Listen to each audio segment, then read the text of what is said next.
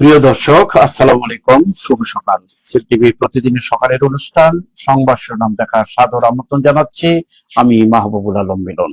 আর সংবাদ বিশ্লেষণে আছেন আজকের অতিথি অধ্যাপক মোহাম্মদ আব্দুল লতিফ, উদ্যোক্তা এবং লেখক ও উদ্যোক্তা। লতিফ ভাই, আপনাকে স্বাগত। ধন্যবাদ মিলন ভাই, ধন্যবাদ দর্শক। প্রতিদিনই নাই আজকে অনুষ্ঠানটি পরিকল্পনায় ছিলেন শেখ নুরুল ইসলাম, সৌজন্যে পিআইন agro farm and products Gowainghat কৃষি পণ্য উৎপাদন ও বিপণন কর্মসংস্থানের একটি প্রতিষ্ঠান। এই প্রতিষ্ঠানের উদ্যোক্তা সাংবাদিক M A Rahim, Rotarian M A রহিম ভাইকে কৃতজ্ঞতা জানিয়ে অনুষ্ঠান শুরু করছি। প্রিয় দর্শক, বরাবরের নাই আজকেও আমাদের স্টুডিওতে তিনটি পত্রিকা এসছে। জাতীয় পত্রিকা সমকাল, সিলেটের স্থানীয় দৈনিক জালালাবাদ এবং যোদ্ধা বার্তা। তিনটি পত্রিকারই আমি শিরোনাম পড়ে শোনাবো। আজকের অতিথির কাছ থেকে আমরা সুন্দর বিশ্লেষণ শুনবো। প্রথমে হাতে নিচ্ছি সমকাল। সমকাল পড়ার আগে আজকে দিন তারিখটি জানিয়ে দিচ্ছি।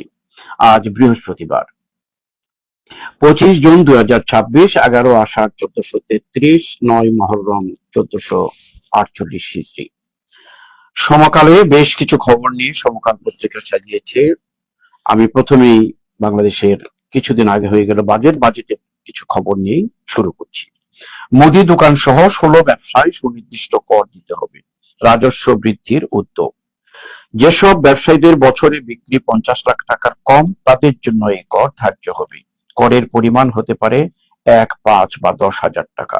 চূড়ান্ত চাপ পড়বে ভোক্তার। মন্তব্য: নতুন ব্যবস্থার ফলে সাধারণ মানুষের উপর প্রভাব পড়ার আশঙ্কা রয়েছে। স্নেহাশিস বড়ুয়া, পরিচালক, SMSC অ্যাডভাইজার সার্ভিসেস। মন্তব্য আসছে। সারা বাংলাদেশ না, সারা পৃথিবী এখন হচ্ছে আমাদের ফুটবলের জ্বর। ফুটবলের খবর। রোনালদোর সিংহ গর্জন, আমি ফিরে এসেছি। আরো খবর, নকআউটে জার্মানির সঙ্গে কে। এই ছিল খেলার খবর। অন্য খবরই আসছে আবার, আন্তর্জাতিক খবর। ইরানের উপর হামলা, সিনেটে ঐতিহাসিক বিল পাস, ট্রাম্পকে প্রতীকী ভর্ৎসনা। বেইজিং এ প্রধানমন্ত্রী আজ লি কিয়াং এর সঙ্গে বৈঠক। গ্রেপ্তারের পরদিন কারাগারে যুবলীগ নেতার মৃত্যু। গ্রেপ্তার পরের দিন চট্টগ্রাম কেন্দ্রীয় কারাগারে ঘটনা। বাজেটে ঘাটতি মেটাতে ইসলামী বন্ড, সেতু অবকাঠামোর অর্থনৈতিক উপযোগিতার ভিত্তিতে সূচক ইস্যু করবে সরকার, একটি পদ্ধতির নাম। ডেঙ্গু ছড়িয়েছে ঢাকার বাইরে, সর্বোচ্চ রোগী বরিশালে। একটি প্রতিবেদন দেওয়া আছে। ডেঙ্গু পরিস্থিতি 24 ঘন্টায় বুধবার মৃত্যু 2, মোট মৃত্যু 12, অর্থাৎ একদিনে 2 জনের মৃত্যু। শনাক্ত 157, মোট শনাক্ত 5317, সুস্থ 119, মোট সুস্থ 4919। এই ধরনের যদি এটা নিয়ে আলোচনা করা যেতে পারে। সুন্দর একটা সিস্টেমের মধ্যে নিয়ে আসছে কিন্তু রোগ প্রতিরোধ করার জন্য। এ ব্যাপারে শুরু করার পরে অন্যদিকে আসবো আশা করি, পরে আবার পরের পৃষ্ঠে বলবো। লতিফ ভাই, আপনার। আচ্ছা, ধন্যবাদ মোহন ভাই। এখন দুইটা নিউজ নিয়ে এই পৃষ্ঠায় আলোচনা করার মতো। একটা হচ্ছে মুদি দোকান সহ 16 ব্যবসায় সুনির্দিষ্ট কর দিতে হবে। এখন কর তো ব্যবসা করলে দিতেই হবে, এটা তো স্বাভাবিক, কিন্তু আমি দিব কাকে? কর যে নিবে সে কি ট্রান্সপারেন্ট ওয়েতে আমার টাকাটা খরচ করবে? বাংলাদেশে কর জিডিপি অনুপাত সবচেয়ে কম, সারা দুনিয়ার মধ্যে সবচেয়ে কম। এটা 6 পয়েন্ট কত জানি, যেটা উন্নত বিশ্বে 44 এর উপরে, 40% উপরে। মানুষ ট্যাক্স দেয় কি জন্য? ট্যাক্স দিয়ে বেনিফিট পায়, সরকার থেকে বেনিফিট পায়। সরকার ট্রান্সপারেন্ট ওয়েতে এটা ইউজ করে।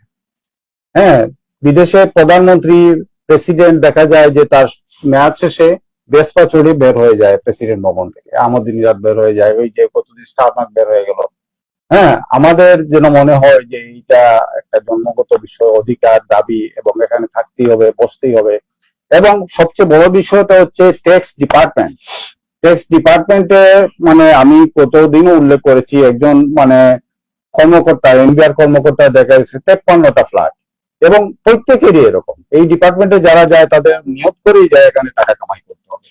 এই যে বিষয়টা, এই বিষয়টা আমার তো মনে হয় 6.9 পয়েন্টে যেতে হলে ট্যাক্স কালেকশনের হার, সেটাতে এমন কিছু করতে হবে না শুধুমাত্র ট্যাক্স ডিপার্টমেন্টকে ডিজলভ করে দিলে হবে। মানুষ তো ট্যাক্স দিচ্ছে ভাই।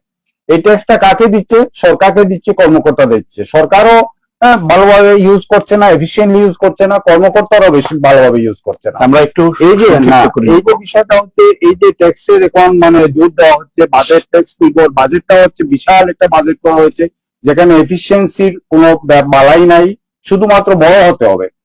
এখন বড় হতে হবে এই বিষয়টা আমাদের সেন্টিমেন্টের সাথে জড়িত।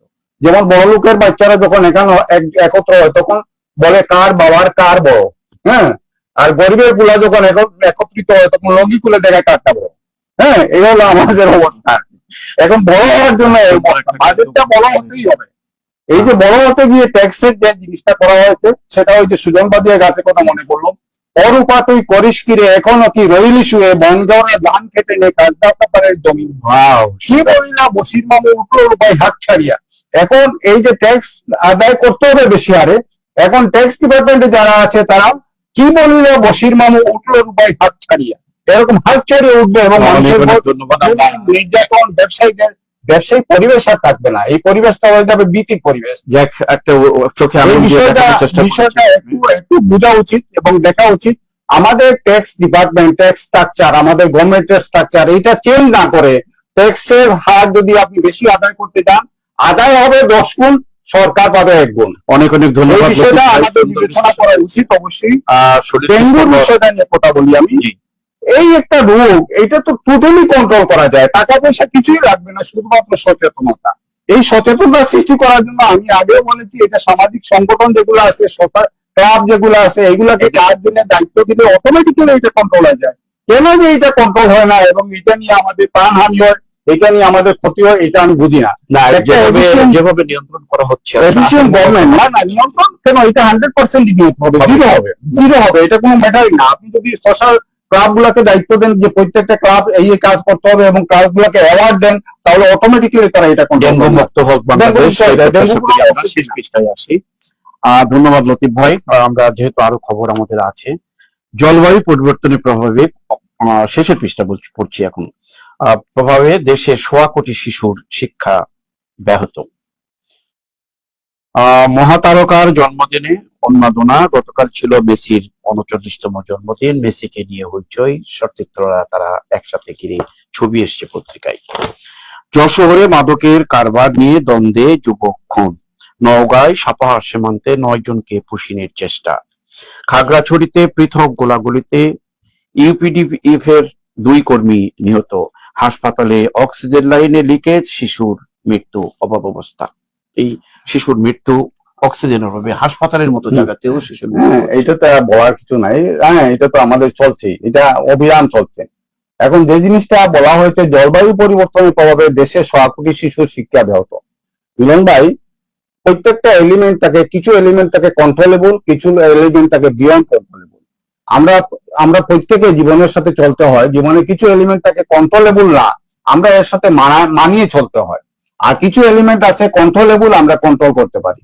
জলবায়ু পরিবর্তন নিয়ে যে সমস্যাটা, এটার সাথে মানিয়ে নিতে হবে আমাকে, কারণ এই পরিবর্তনটা হবে, এটা কোনো সমস্যা প্রকৃতি থেকেই। প্রবলেমটা হচ্ছে এই মানিয়ে নেওয়ার জন্য যে শিক্ষক দরকার, যে শিক্ষা কার্যক্রম দরকার, সেটা কি আমার আছে?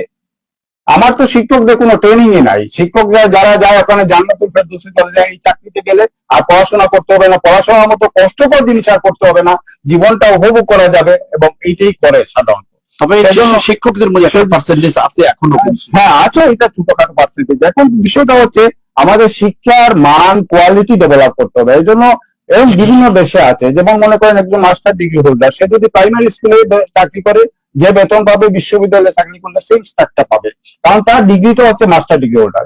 এখন আপনি প্রাইমারি স্কুলে এসএসসি পাস করা লোককে দিচ্ছেন প্রাইমারি স্কুলের টিচার হিসাবে, অথবা ডিগ্রি পাস করা লোককে প্রাইমারি স্কুলের টিচার হিসাবে, এবং তার কোয়ালিটিটা কি, এবং তার শিক্ষাদানের কোনো ডিগ্রি আছে, সেই ডিগ্রিটার মান কিরকম, এইসব জিনিস চিন্তা করা উচিত। এবং শিক্ষকদের প্রশিক্ষণ ছাড়া শিক্ষা ব্যবস্থা আমাদের চলবেই না। শিক্ষা ব্যবস্থায় প্রশিক্ষণটা অবশ্যই ইফেক্টিভ প্রশিক্ষণ অ্যাড করতে হবে, এটা অ্যাড না করলে চলবে। যাই হোক, আপনি সুন্দর একটা ব্যাখ্যা করেছেন। জলবায়ু পরিবর্তনের প্রভাব তো আছেই, এটা যদি আমরা মানিয়ে নিয়ে মানিয়ে নিতে হবে, কিন্তু আমাদের ডেভেলপমেন্ট করতে হবে। আমরা জাতীয় পত্রিকা শেষ করি। মাদকের কারবার নিয়ে দ্বন্দ্বের যুবক খুন।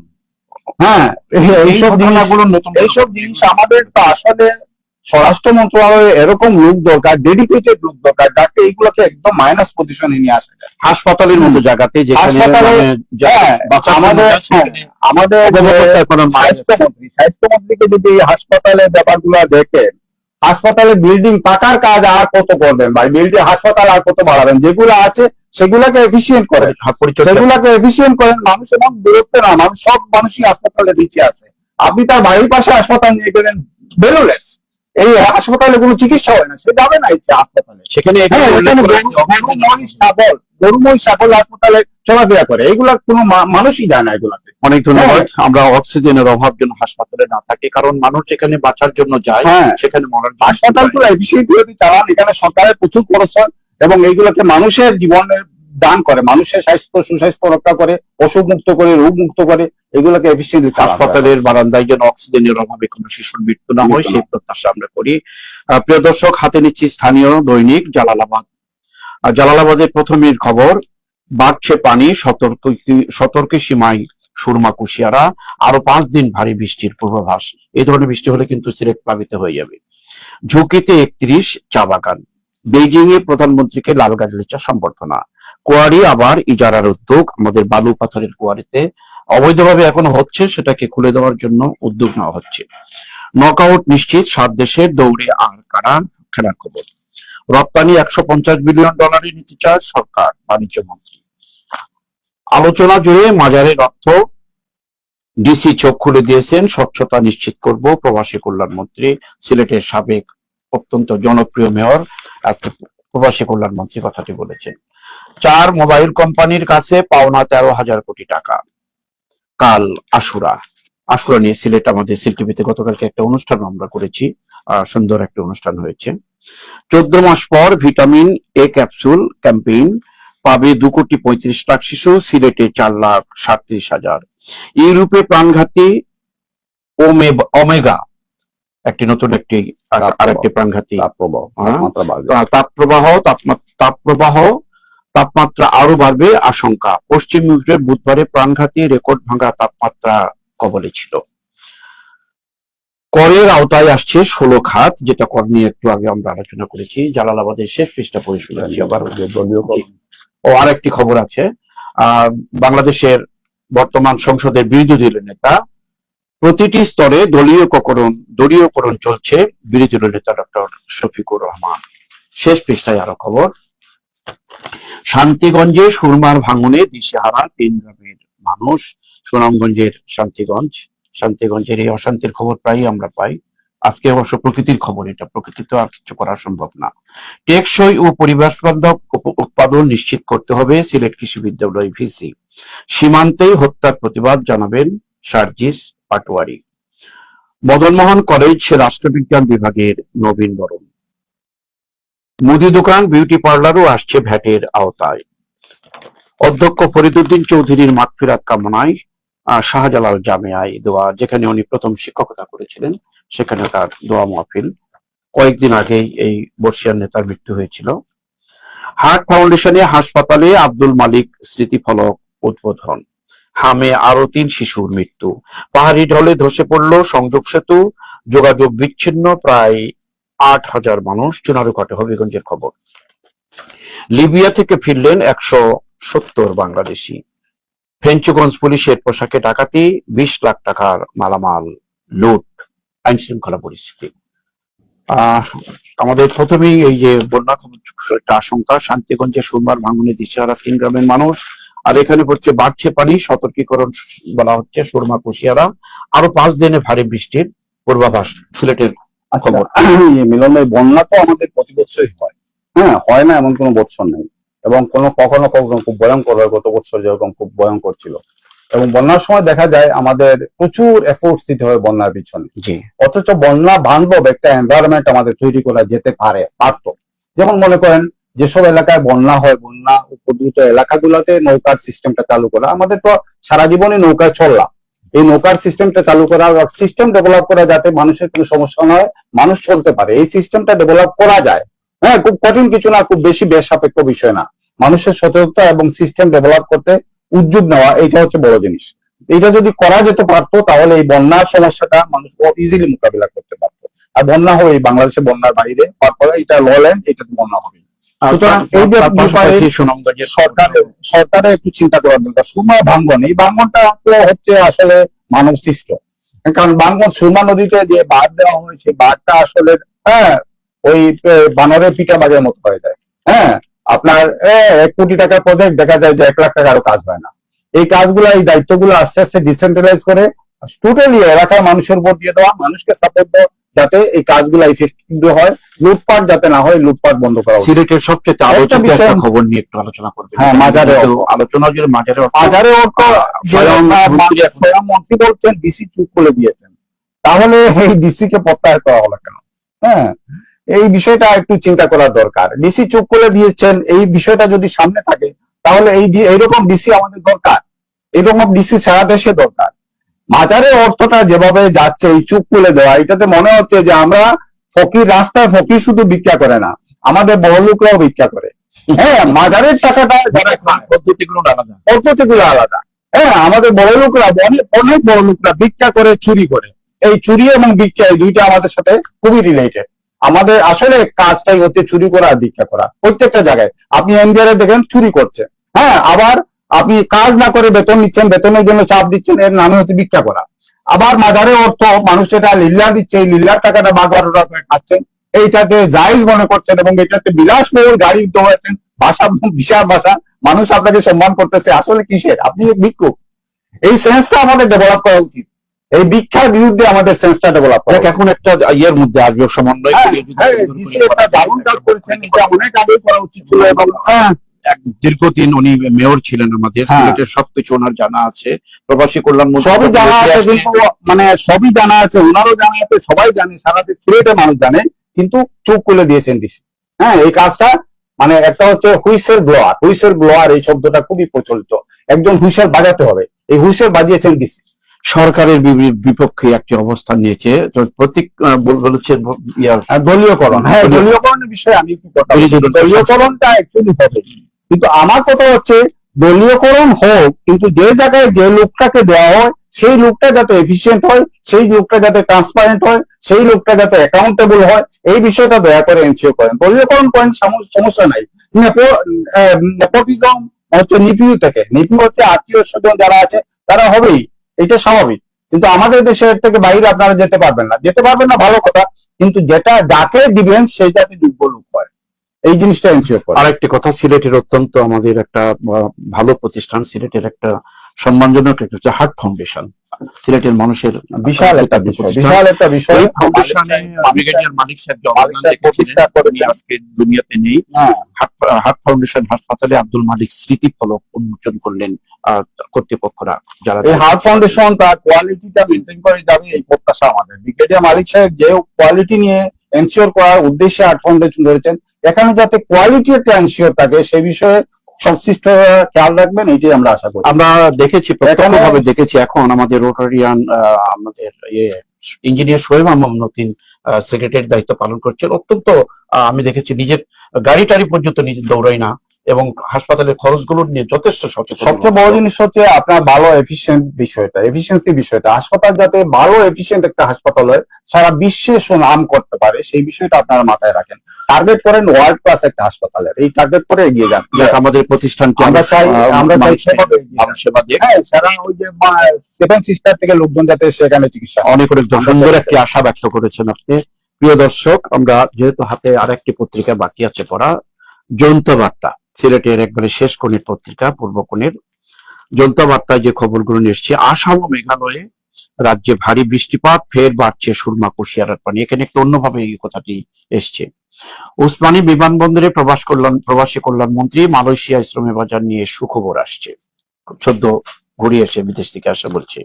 মোবাইল চুরির অভিযোগ, চুনারুঘাটে 2 কিশোরকে গাছে বেঁধে নির্যাতন, সেই মধ্যযুগীয় বর্বরতা এখানে লক্ষ্য করা গেছে।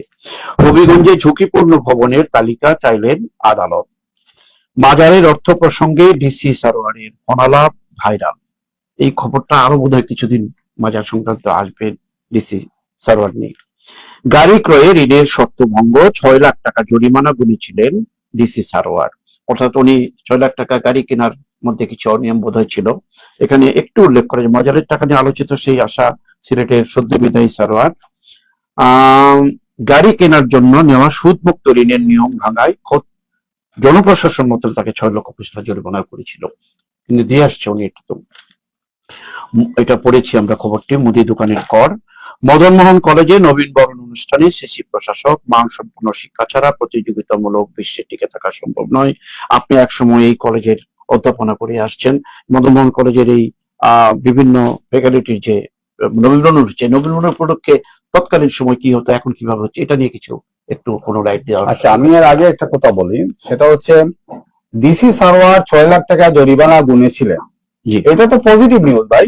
হ্যাঁ, এই সাংবাদিকতা যারা করেছেন তার উদ্দেশ্য ছিল এটাকে নেগেটিভলি প্রেজেন্ট করা, কিন্তু যে অনিয়ম হয়েছে বলে জরিমানা দিয়েছেন উনি আসলে পজিটিভ একজন মানুষ।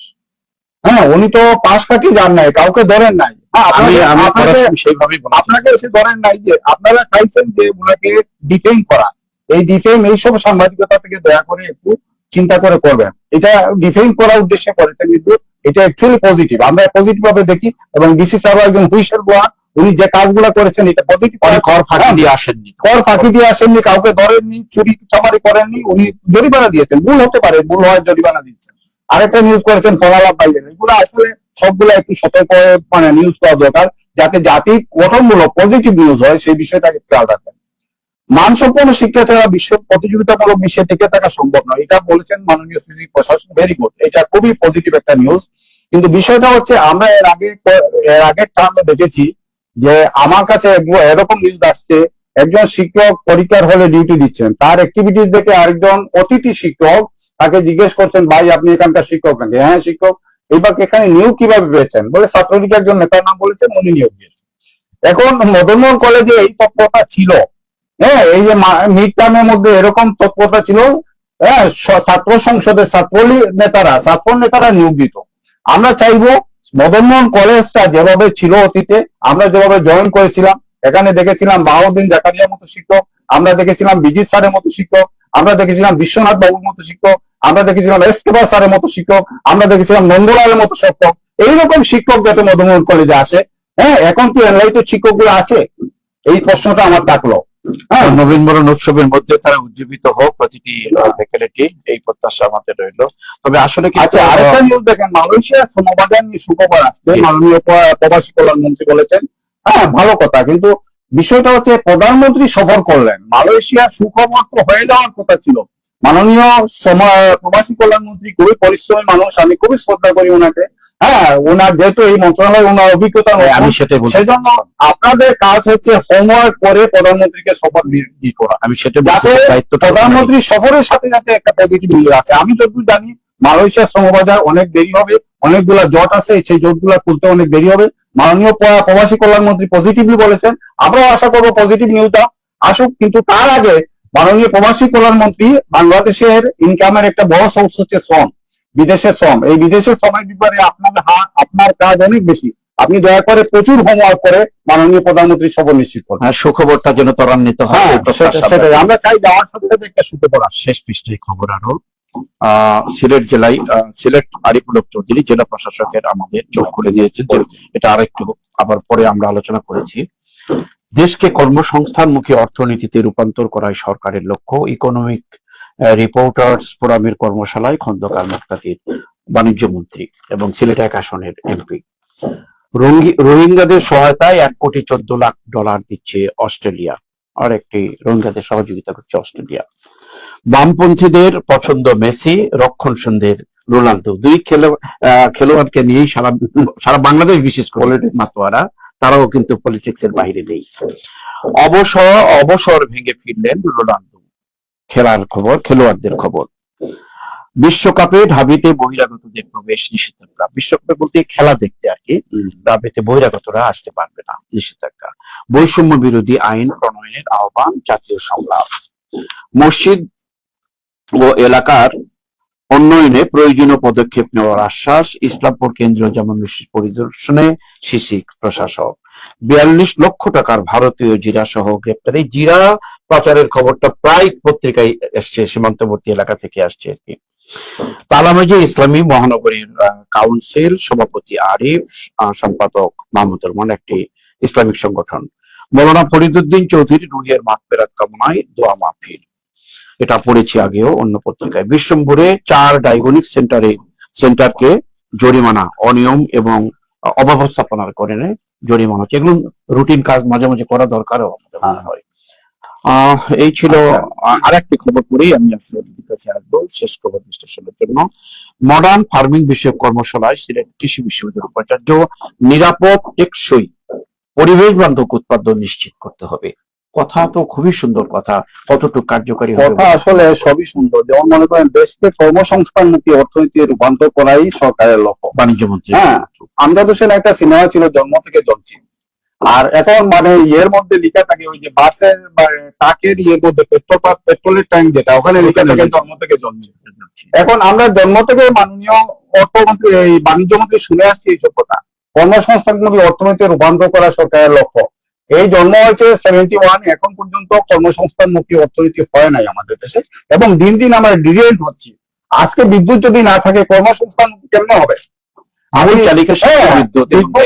বিদ্যুৎটা ইনশিওর করা গেল না। মাননীয় বাণিজ্য মন্ত্রী, আপনি যদি নেপাল, ভুটান, মালয়েশিয়া অনেক উপরে নেপাল, ভুটান এসব ছোট ছোট দেশও দেখেন, বিদ্যুতের সংকট কোনো দেশে নেই, কারণ যারা সরকারে থাকে তারা প্রথমেই বিদ্যুতের সমস্যা সমাধান করে। আমাদের এখনকার আপনি যেহেতু দায়িত্বে আছেন, দয়া করে এই সিস্টেমটা ডেভেলপ করে, যাতে আর কিছু দরকার নাই, মিনার দরকার নাই, এই রাস্তা দরকার নাই, ফুল দরকার নাই, কিছুই দরকার নাই, আপনারা বিদ্যুৎ সমস্যাটা সমাধান করেন। মানুষ অটোমেটিক্যালি, জ্বালানি সমস্যাটা সমাধান করেন, মানুষ অটোমেটিক্যালি তার পথটা বেছে নেবে, মানুষ অটোমেটিক্যালি দেশটাকে নিয়ে যাবে। এই দেশের মানুষ সারা বিশ্বে লিড দিচ্ছে অনেকগুলা বিষয়ে। সুতরাং মানুষের উপর আস্থা রাখেন, আপনারা করে দেন, বিদ্যুতের সমস্যা সমাধান করে দেন, জ্বালানি সমস্যা সমাধান করে দেন, মানুষ এগিয়ে যাবে। লতিফ ভাই, আমরা আজকে পারছি না, আমাদের সময় দ্বারা করছি আর কি। প্রিয় দর্শক, সুন্দর বিশ্লেষণ শুনলাম আমরা, যে কথা কথার মধ্যে যেন না থাকে, মন্ত্রীদের কথা যেন কাজে বাস্তবায়ন হয়, সে প্রত্যাশা রেখে আমরা বাণিজ্য মন্ত্রীকে ধন্যবাদ জানাচ্ছি। এবং কৃষি বিশ্ববিদ্যালয়ের উপাচার্য যে কথাটি বলেছেন, উৎপাদন নিশ্চিত করতে হবে টেকসই, পরিবেশ বান্ধব, নিরাপদ ব্যবস্থার মধ্য দিয়ে, এই প্রত্যাশাগুলো আমাদের জন্য সাফল্য লাভ করে, সফলতার মুখ দেখে সে আশা আমরা ব্যক্ত করছি। আজকের অনুষ্ঠান এখানে শেষ করব। শেষ করার আগে আবারও আজকের অনুষ্ঠানে আমাদেরকে সহযোগিতা করলেন সম্প্রচারে পিআইন এগ্রো ফার্ম প্রোডাক্টস এর প্রতিষ্ঠাতা রোটারিয়ান এম.এ. রহিম ভাইকে আবারও কৃতজ্ঞতা জানিয়ে তাদের এই প্রতিষ্ঠানটির উত্তরোত্তর উন্নতি কামনা করে আজকের অনুষ্ঠান এখানে শেষ করছি। এতক্ষণ সাথে থাকার জন্য আপনাদেরকে ধন্যবাদ, অতিথিকে ধন্যবাদ, সবাইকে ধন্যবাদ।